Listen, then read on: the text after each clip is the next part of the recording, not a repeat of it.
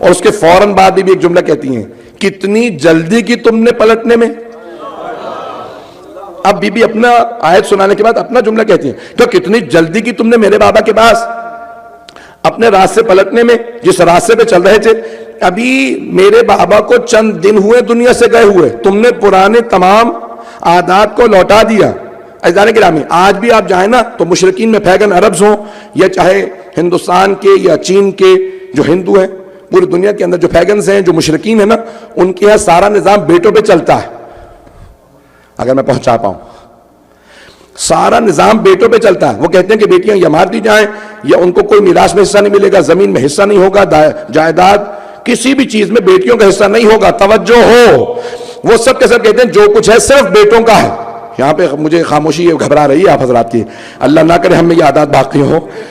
عزیزان گرامی، اب یہ ان تمام کے اندر ہندوؤں میں، بدھ مت کے ماننے والوں میں، مشرکین میں یہ عادات تھی. عرب کے اندر بھی یہی تھی، بیٹیاں زندہ دفنا دیتے تھے، بیٹیوں کا کوئی حصہ نہیں، جو کچھ ہے سب کچھ بیٹوں کا.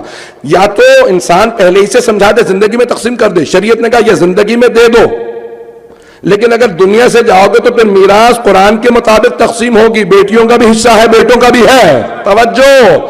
اب بی بی نے کہا کتنی جلدی تم اپنے راستوں پہ پلٹ گئے. میرے بابا نے بتایا تھا المرء یحفظ علی ابنتہ، اگر کسی بھی مرد کا انتقال ہو جائے تو اس کے بیٹے بیٹیوں کا برابر کا حصہ ہوگا، یعنی بیٹیوں کا بھی حصہ ہوگا. یحفظ علی ارثہ، یعنی اس کی میراث میں جیسے بیٹے بیٹیوں کا شریعت نے حق رکھا ہے باقی رہے گا.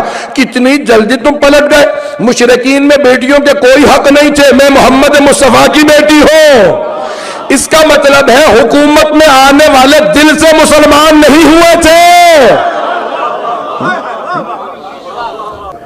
خاتون جنت نے اس آیت سے شروع کیا، کتنی جلدی تم پلٹ جاؤ گے، اور کتنی جلدی پلٹ گئے. اللہ نے قرآن میں کہا تھا ہو گیا. یہ بھی قرآن کا ایک زندہ معجزہ. اللہ جو کچھ خبریں دیتا تھا کفار و منافقین سے متعلق وہ ہو جاتی تھیں.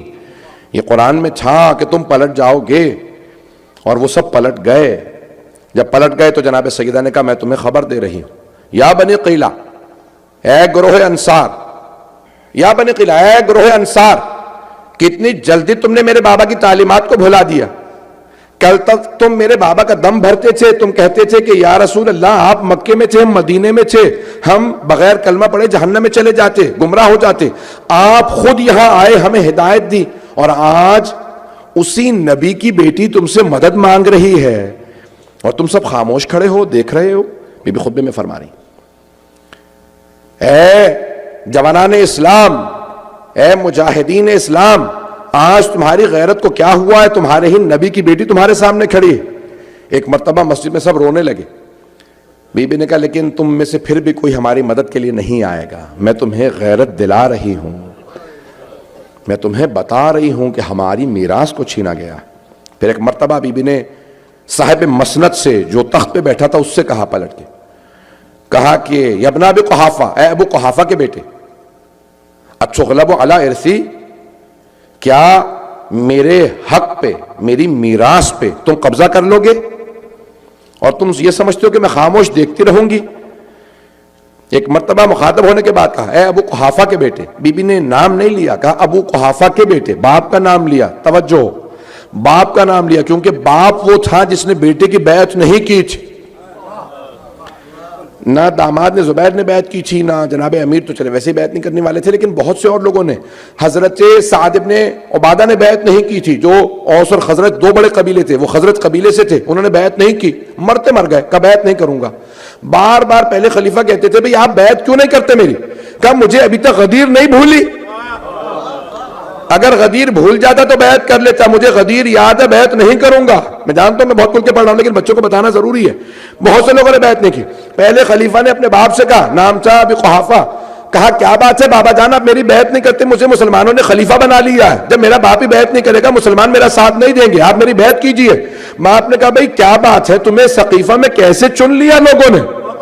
نہ تم میں کوئی خوبی نظر آتی ہے، نہ شجاعت ہے، نہ تمہارے اندر علم ہے، نہ فراست ہے، نہ سوچ ہے، نہ سمجھ ہے، نہ عقل. پتہ نہیں لوگ ہے یا نہیں ہے. تمہیں چن کیسے لیا لوگوں نے؟ کہا کہ بابا جان سارے سقیفہ میں لوگ کہتے تھے یہ سب سے بزرگ ہے، یہ سب سے بوڑھے اس لیے مجھے چنا کہ پھر تو مجھے خلیفہ ہونا چاہیے، میں تیرا بھی باپ ہوں۔ اگر بزرگی اور بڑھاپا ملا کرائٹیریا ہے تو سب سے بوڑھا میں ہوں۔ عزیزان گرامی، یہ تاریخ ہے، یہ کوئی لطائف نہیں ہے، تاریخ بڑی تلخ ہے۔ اب یہاں بی بی نے اس باپ کا حوالہ دے کے کہا یبن ابی قحافہ، اے ابو قحافہ کے بیٹے، اتغلب علی ارثی، کیا میرے میراث پہ غلبہ حاصل کر لیا جائے گا تمہاری طرف سے؟ پھر دوبارہ کہا اترث اباک ولا ارث ابی، کیا تم اپنے بابا کے وارث ہو اور میں اپنے بابا کی وارث نہیں؟ میں اس کو کل مکمل کروں گا۔ عزیزان گرامی، جناب خاتون جنت نے پوری تاریخ دہرائی اور کہا جو کچھ گزشتہ انبیاء کے ساتھ ہوا تھا تم نے اپنے ہی نبی کے ساتھ وہی کچھ دہرا دیا۔ جناب موسیٰ کو لوگ چھوڑ کے چلے گئے، ان کے وصال کے بعد ان کے خانوادے کو چھوڑ دیا۔ جناب داؤد کو، اسی طرح سے جناب عیسیٰ کو کتنی جلدی کہا تم تو ابھی پیغمبر اسلام کا کفن میلا نہیں ہوا، چند دن گزرے ہیں اور تم رسول خدا کی بیٹی پہ ظلم کرنے کے لیے تیار ہو، میراث کو چھین رہے ہو۔ عزیزان گرامی، آج بہت سے افراد صرف یہ کہہ دیتے ہیں کیسے ممکن ہے کہ ساتھ چلنے والے اتنا بڑا دھوکہ دے جائیں؟ میں آپ کو تاریخ نہیں آج دکھاتا ہوں کتنے بڑے بڑے سیاستدانوں کے ساتھ چلنے والے مرنے کے بعد مخالف ہو گئے۔ ایسا ہے یا نہیں ہے؟ دنیا بھر میں یہی اصول ہے، جو دنیا دار لوگ ہوتے ہیں بہت جلدی ساتھ چھوڑ جاتے ہیں۔ ایک جملہ ہمیشہ ہمارے تمام مسلمان بھائیوں کی طرف سے میں پیش کیا جاتا ہے کہ نہیں، صحابہ سے متعلق کچھ نہ کہا جائے، رسول خدا شمع تھے اور وہ پروانے تھے۔